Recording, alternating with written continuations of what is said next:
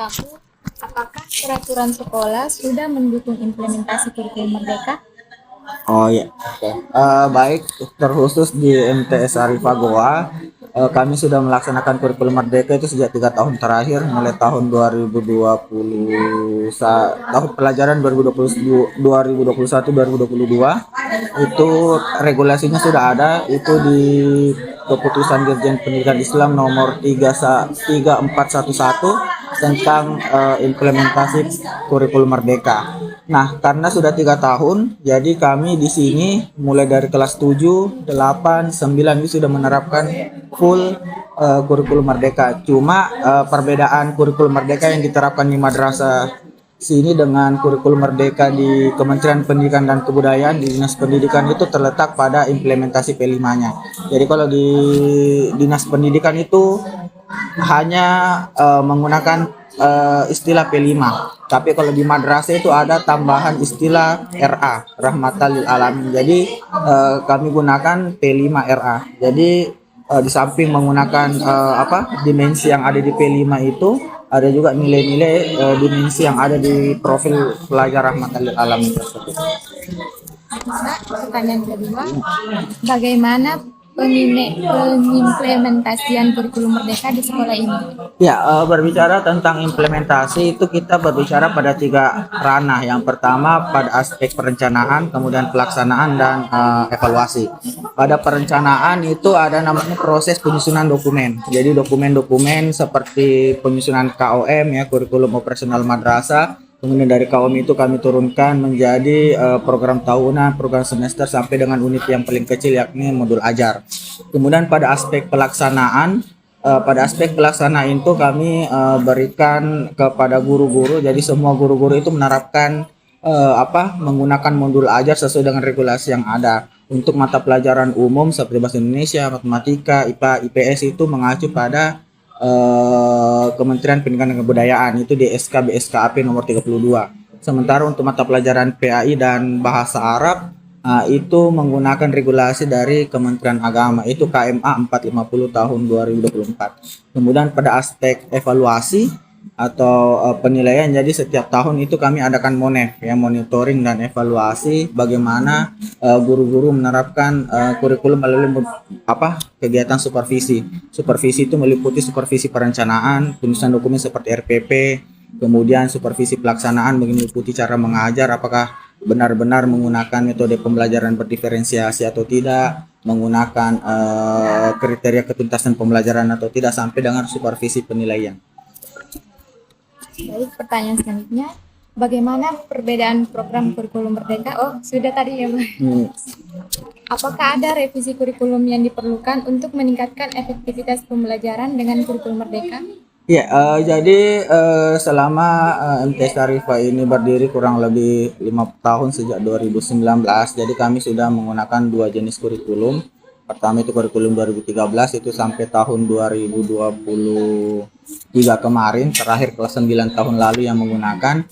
Kemudian tahun ini tuh yang baru secara full kurikulum Merdeka. Jadi berbicara tentang revisi ya, ada beberapa poin yang kami revisi, terutama ketika era pandemi kemarin itu kurikulum 2013 itu yang dulunya memiliki banyak item itu disederhanakan kan, memang penerapan kurikulum darurat ketika itu. Jadi ketika SK dari Kementerian Agama itu menunjuk kami secara langsung sebagai madrasah piloting untuk penerapan kurikulum kurikulum Merdeka. Jadi sudah mengalami beberapa banyak perubahan. Contoh misalnya di mata pelajaran bahasa Indonesia yang awalnya alokasinya itu 6 jam per pekan. Nah, sesuai dengan revisi kurikulum itu hanya tersisa 5 jam per pekan. Nah, 1 jam itu dialokasikan untuk penerapan P5 setiap semesternya. Kalau perbedaan kurikulum sebelumnya sama Oke, perbedaan kurikulum sebelum dengan kurikulum Merdeka yang kami terapkan sekarang, yang pertama kurikulum Merdeka itu jauh lebih fleksibel. Dari segi dokumen dan pengadministrasian itu jauh lebih simpel. Jadi di kurikulum Merdeka kan masih menggunakan analisis CP misalnya, kemudian program tahunan, program semester. Itu kalau di kurikulum Merdeka hanya tersisa itu adalah alur tujuan pembelajaran, kemudian analisis capaian pembelajaran sampai dengan analisis KKTP-nya. Kemudian yang kedua adanya penerapan P5. Jadi kurikulum 2013 itu tidak ada yang namanya istilah ya P5 yang profil pelajar Pancasila. Nah, tetapi di kurikulum Merdeka itu diakomodasi. Jadi kan kegiatan kurikulum itu ada 3, ada intrakurikuler, ada kokurikuler, ada ekstrakurikuler. Nah, intrakurikulernya itu adalah mata pelajaran, ekstrakurikulernya itu adalah eskul, kokurikulernya itu adalah P5. Nah, kalau di kurikulum sebelumnya itu hanya dominan 2, intra dan ekstra, tapi kalau di kurikulum Merdeka itu ada kokurikuler. Kemudian yang ketiga yang paling mendasar sekali juga itu pada aspek penilaian. Jadi kurikulum 2013 itu masih dominan menggunakan penilaian yang berbasis pada hasil. Ya, asesmen sumatif, ya, penilaian akhir semester, ujian tengah semester. Tapi kalau di kurikulum Merdeka itu penilaiannya berbasis pada proses. Jadi penilaiannya itu tidak lagi harus ujian semester, tapi kalau penilaian portofolionya bagus, penilaian proyeknya bagus itu dengan kata lain siswa yang bersangkutan tidak perlu lagi mengikuti ujian. Seperti itu. Kalau mengenai sistem asesmen di sekolah ini Pak, implementasi kurikulum Merdeka itu kayak yang dilakukan asesmennya. Oh, asesmennya. Oh ya, baik. Jadi kalau berbicara tentang asesmen, jadi asesmen yang digunakan di kurikulum Merdeka itu yang kami terapkan sekarang itu ada 3 hal. Yang pertama, yang paling fundamental itu ada namanya asesmen diagnostik atau diagnostik asesmen. Itu dilakukan oleh guru di setiap awal tahun pelajaran. Jadi awal pertemuan itu guru tidak langsung mengajar, tetapi satu pertemuan itu dimanfaatkan untuk melakukan asesmen diagnostik. Asesmen diagnostik itu ada 2 bentuk, ada non kognitif, ada kognitif. Kalau kognitif kan untuk mengetahui pengetahuan awalnya, seperti kalau matematika diberikan soal pemahaman awal matematikanya seperti apa. Kemudian asesmen yang non kognitif itu lebih mengarah kepada bagaimana gaya belajarnya, bagaimana kesiapan belajarnya dan kondisi psikologisnya. Kemudian yang kedua itu ada namanya asesmen formatif. Asesmen formatif itu adalah asesmen untuk mengetahui sejauh mana pemahaman siswa terhadap pembelajaran pada hari yang bersangkutan. Ya, misalnya setelah guru mengajar harus ada asesmen formatifnya, entah itu dalam bentuk kuis, tanya jawab dan lain sebagainya. Misalnya kalau pembelajaran itu misalnya materinya adalah mengenal ciri-ciri makhluk hidup, di akhir pertemuan itu ada asesmennya, entah itu dalam bentuk kuis dan lain sebagainya, tergantung kreasi dari para guru. Kemudian yang terakhir itu asesmen sumatif. Kenapa kami tetap menggunakan asesmen sumatif seperti penilaian akhir semester, penilaian tengah semester dengan penilaian akhir tahun, karena kebijakan yayasan juga harus ada namanya penilaian di akhir semester untuk mengetahui sejauh mana kompetensi, sejauh mana kemampuan siswa di dalam suatu mata pelajaran. Apakah ada peran orang tua dalam mengimplementasikan kurikulum Merdeka ini? Oh iya, tentu kami tetap melibatkan orang tua karena ada rapat rutin yang kami adakan setiap awal tahun pelajaran, utamanya kepada peserta didik baru. Kemudian perlibatan orang tua yang berikutnya itu semua laporan hasil pembelajaran itu kami share kepada orang tua. Jadi orang tua berhak mengetahui sejauh mana kemampuan atau capaian siswanya. Bahkan di setiap kelas itu ada grup-grup WhatsApp. Jadi semua wali kelas itu menginformasikan secara rutin sejauh ini capaian peserta didik. Bukan hanya di akhir semester ketika penerimaan rapor, tetapi setiap penilaian harian, entah itu ada laporan mata pelajaran, oh ternyata anak ini belum tuntas mata pelajaran ini, tetap kami laporkan sebagai bentuk mengajak orang tua sebagai mitra untuk pengembangan kompetensi siswa. Apakah ada kayak strategi dalam model atau strategi pembelajaran apa saja yang diterapkan di sekolah ini dalam mengimplementasikan kurikulum Merdeka? Oke, salah satu ciri khas dari kurikulum Merdeka itu adalah penggunaan model pembelajaran PBL, Problem Based Learning atau Project Based Learning. Jadi kami tekankan kepada semua guru yang mengajar itu harus menerapkan metode proyek, ya. Jadi di samping proyek dalam bentuk P5 tadi, ya, mata pelajaran seperti IPA, kemudian bahasa Indonesia, IPS, ya, itu ada namanya pembelajaran berbasis proyek. Jadi dalam 1 tahun pelajaran itu harus ada proyek yang dihasilkan oleh peserta didik. Dan kami tekankan proyek yang dihasilkan itu tidak melulu harus produk, misalnya harus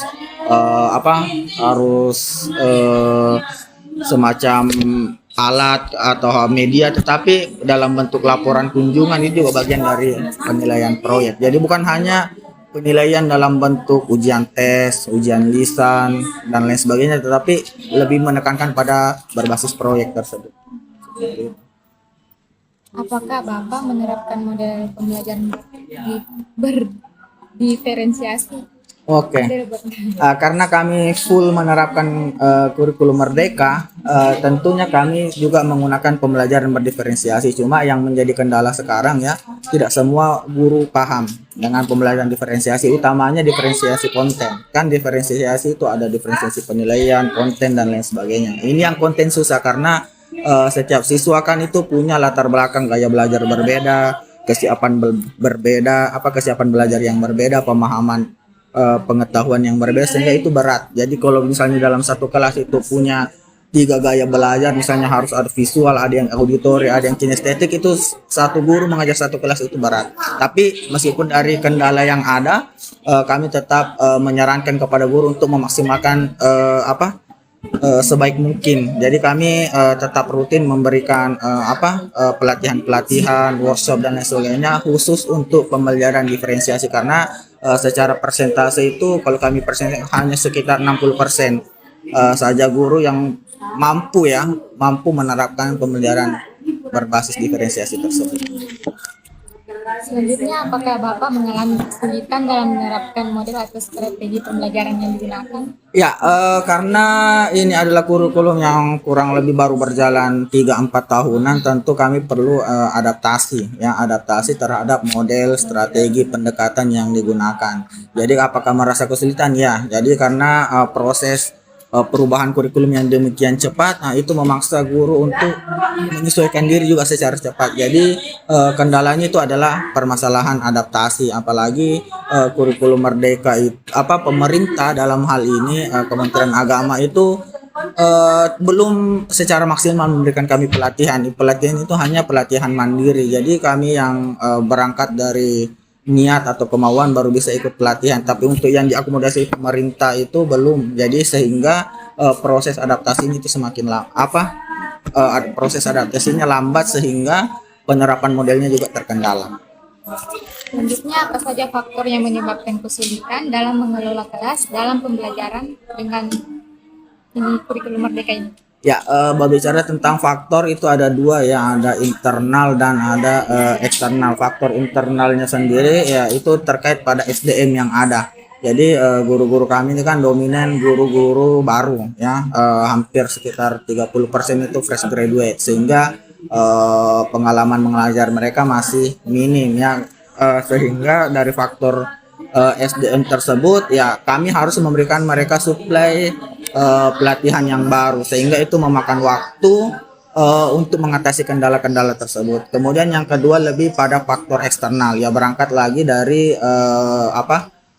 dari peran pemerintah dalam hal ini Kementerian Agama yang menurut kami belum mampu secara maksimal memberikan suplai atau memberikan kami pemahaman yang lebih jauh tentang penerapan kurikulum Merdeka, khususnya pada penerapan model pembelajaran diferensiasi tadi dan model asesmen yang digunakan. Selanjutnya, Pak, apa peran tenaga pendidik dalam mengimplementasikan kurikulum Merdeka? Peran tenaga pendidik ya, jadi tenaga pendidik ini adalah ibarat seperti corong, jadi dia yang sebagai pelaku di lapangan. Jadi perannya sangat besar, karena kurikulum ini tidak akan berjalan maksimal kalau tidak didukung dengan tenaga pendidik yang kompeten. Jadi berbicara tentang peran ya, mereka memiliki peran yang amat besar.